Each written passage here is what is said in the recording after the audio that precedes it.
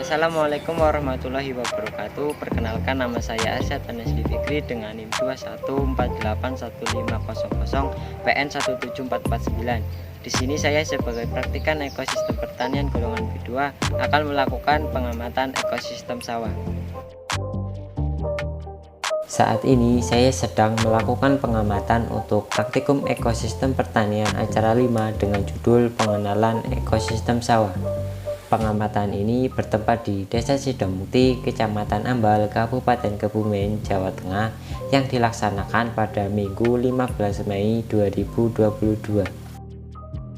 Ekosistem merupakan suatu bentuk sistem biologis yang terdiri atas seluruh organisme yang ditentukan di lingkungan fisik tertentu dan dengan komponen yang akan berinteraksi antar satu dengan yang lain.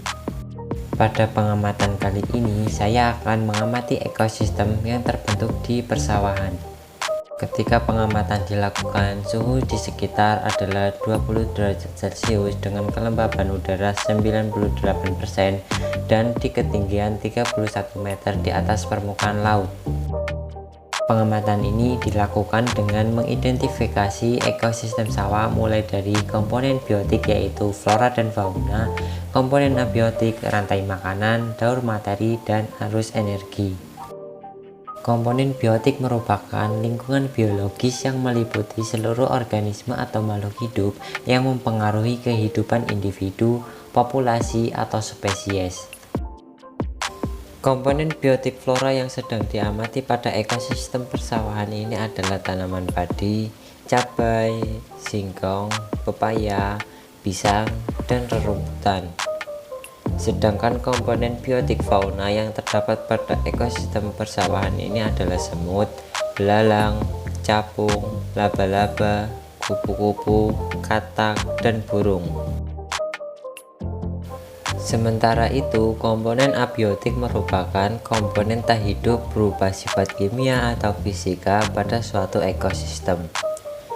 Komponen abiotik yang terdapat pada ekosistem ini adalah cahaya matahari, air, tanah, batu, suhu, dan kelembaban udara.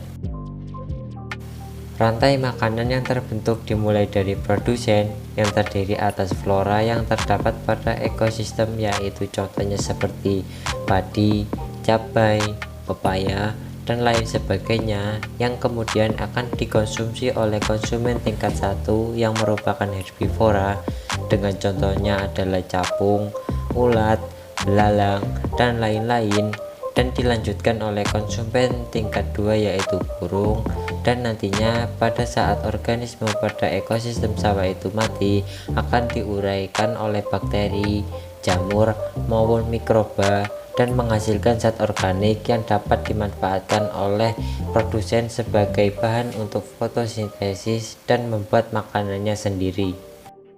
Daur materi yang terjadi dimulai dari matahari yang memberikan energi untuk tanaman yang dapat dimanfaatkan sebagai bahan untuk fotosintesis. Lalu pada trofik kedua, herbivora memanfaatkan tumbuhan sebagai bahan makanan yang dapat memberikan energi. Setelah itu pada trofik berikutnya terdapat karnivora yang juga memakan herbivora dengan tujuan untuk bertahan hidup.